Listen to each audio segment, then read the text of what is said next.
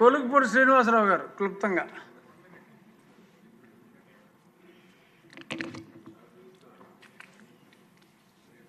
ధన్యవాదాలు అధ్యక్ష.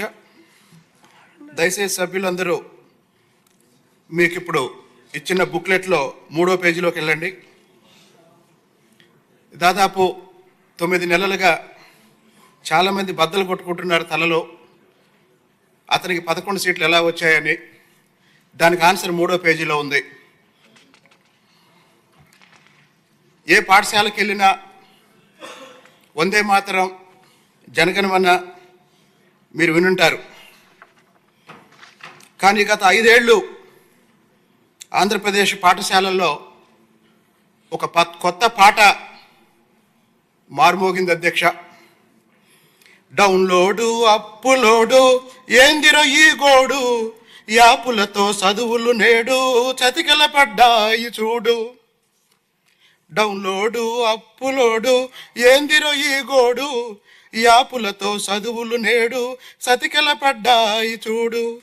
బడిగంట కొట్టక ముందే బాత్రూము ఫోటోలు తీసి, తరగతిలో అడుగుడుతూనే ఆన్లైన్లో హాజరు వేసి, కోడిగుడ్లు దించక ముందే చిక్కిలోడు వచ్చేస్తాడు, బియ్యాన్ని పంచక ముందే పప్పు నూనెలొచ్చాయంటాయి. ఈ పాట ఎవరు పాడారు? ఎవరు పాడారో 3వ పేజీ ఓపెన్ చేయండి. 3వ పేజీలో 4వ పాయింట్, మంత్రి గారు ఇచ్చిన బుక్లెట్లో 3వ పేజీలో 4వ పాయింట్. టోటల్ టీచర్స్ ఎంతమంది ఆంధ్రప్రదేశ్లో? దయచేసి అందరూ చూడండి. టోటల్ టీచర్స్ ఎంతమంది?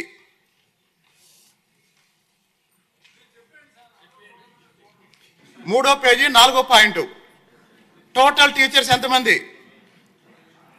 3,13,112 కూడండి. 3,13,112 కూడండి. ఎంత వచ్చింది చెప్పండి. టైం లేదు. 11 వచ్చింది. అంటే ఆంధ్రప్రదేశ్లో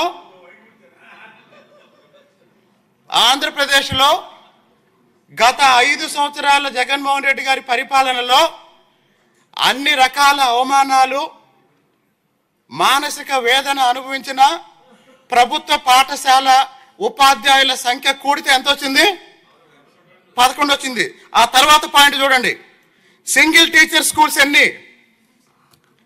12,112 కూడితే ఎంత వచ్చింది? మీరు చెప్పండి సార్, అంత టైం లేదు ఇక్కడ. కూడితే ఎంత వచ్చింది? అది కూడా 11 వచ్చింది. అది కూడా 11 వచ్చింది.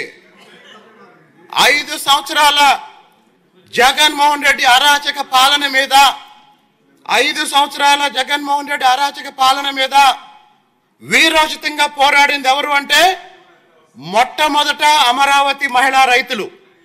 అమరావతి ఉద్యమం జరిగింది 1631 రోజులు. 1631 కూడండి. కాబట్టి జగన్మోహన్ రెడ్డి మీద పోరాడిన అమరావతి ఉద్యమం కూడితే 11 రోజులు వచ్చింది. జగన్మోహన్ రెడ్డి మీద పోరాడిన టీచర్ల సంఖ్య కూడితే 11 రోజులు వచ్చింది. ఇప్పుడు 2 నిమిషాలు అధ్యక్ష. మంత్రివర్గ ప్రమాణ స్వీకారం అయిపోయిన తర్వాత, శాఖల కేటాయింపు ప్రకటన వచ్చిన తర్వాత చాలామంది ఆశ్చర్యపోయింది ఎక్కడంటే లోకేష్ గారి శాఖ చూసి, విద్యాశాఖ. మరి ఇప్పుడు విద్యాశాఖ ద్వారా ఈ రాష్ట్రానికి లోకేష్ గారు ఏం చేయబోతున్నారు అనేది ఇందాక చీఫ్ విప్ గారు ఒక మాట అన్నారు. అదేంటంటే చంద్రబాబు నాయుడు గారు 5 సంవత్సరాల అరాచకం తర్వాత రాష్ట్ర పునర్నిర్మాణం కోసం పాటుపడుతున్నారు అని. నాకు అర్థమైంది ఏంటంటే economic and administrative reconstruction of Andhra Pradesh, economic and administrative reconstruction of Andhra Pradesh, this responsibility is taken by Chandrababu Naidu గారు. Socio-cultural reconstruction of Andhra Pradesh, this responsibility is taken by Honorable Minister Lokesh Garu. కాబట్టి సాధారణంగా ఒక ఉపాధ్యాయుడిగా దాదాపు 3 దశాబ్దాలుగా అనేక సందర్భాల్లో నేను ఏం చెప్పానంటే, ఒక సమాజంలో ఏ రంగం ఫెయిల్ అయినా విద్యాశాఖను నిందించండి అని చెప్తూ ఉంటాం. మరి ఈరోజు ఆంధ్రప్రదేశ్లో ఎందుకు ఇంత దారుణమైన పరిస్థితి ఉంది అన్నప్పుడు, ఇంకొకటి, గత కొన్ని నెలలుగా విద్యాశాఖ నుంచి వస్తున్న ప్రకటనల్లో నాకు బాగా నచ్చిన ఒక ప్రకటన ఏంటంటే, ఏపీ మోడల్ ఆఫ్ ఎడ్యుకేషన్ గురించి మాట్లాడుతున్నారు. AP model of education, it is giving a lot of confidence. ఎందుకంటే చాలా మందికి తెలియదు, మన రాష్ట్రం నుంచి కొన్ని వేల మంది ఊటీ వెళ్తున్నారు, ఇతర రాష్ట్రాలకి ఇతర ప్రాంతాలకు వెళ్తున్నారు, కొన్ని లక్షల రూపాయలు ప్రతి సంవత్సరం ఫీజుల రూపంలో చెల్లిస్తున్నారు, కొన్ని కోట్ల రూపాయలు ఇతర రాష్ట్రాలకి మన సంపద తరలి వెళ్తుంది. అదే ఆంధ్రప్రదేశ్నే ఈ దేశంలో విద్యారంగానికి ఒక మోడల్గా మార్చగలిగితే through quality education, Chandrababu Naidu garu రెగ్యులర్గా చెప్పే విషయం ఏంటంటే నాలెడ్జ్ సొసైటీ. ఇప్పుడు విద్యాశాఖలో తీసుకొస్తున్న ఈ మార్పుల ద్వారా పేదరిక నిర్మూలన కోసం మనం P4లో ఏవైతే మాట్లాడుతున్నామో ఆ లక్ష్యాలన్నీ సాధించవచ్చు.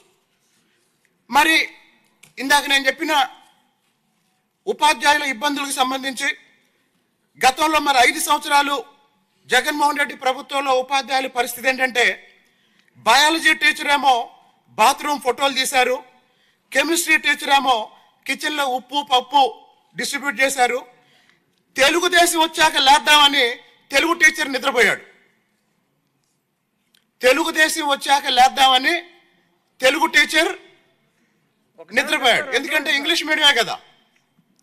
అలాగే మరి మ్యాథ్స్ టీచర్ ఏం చేస్తున్నాడు?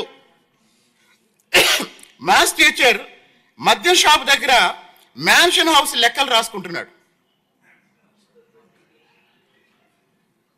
మరి ఈ పరిస్థితుల్లో ఉపాధ్యాయులు కోరుకునేది ఏంటంటే, బోధనేతర కార్యక్రమాలే కాకుండా అప్పుడప్పుడు క్లాసులు చెప్పే అవకాశం కూడా ఇవ్వండి అని ఉపాధ్యాయులు రిక్వెస్ట్ చేస్తున్నారు. అంత దారుణంగా గత 5 సంవత్సరాల్లో ఉపాధ్యాయుల్ని విద్యకు దూరం చేశారు, వాళ్ళ అసలైన బాధ్యతకి దూరం చేశారు.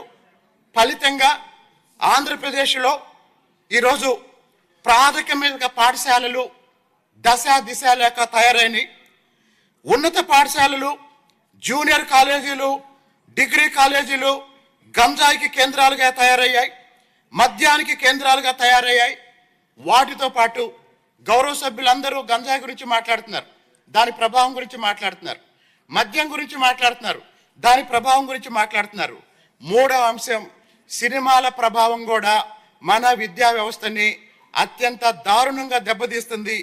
మరి వీటితో పాటు ఉన్నత పాఠశాలలోను, జూనియర్ కాలేజ్, డిగ్రీ కాలేజీలోను ఆ ఎదుగుతున్న పిల్లల ఆలోచన విధానాన్ని ప్రభావితం చేయటంలో చాలామంది పేరెంట్స్ కూడా వాళ్ళ బాధ్యత రాహిత్యమైన జీవన విధానం ద్వారా పిల్లల్ని చెడగొడుతున్నారు. ఎందుకంటే మనం సినిమాల్ని లేకపోతే బయట కల్చర్ని నిందిస్తున్నాం.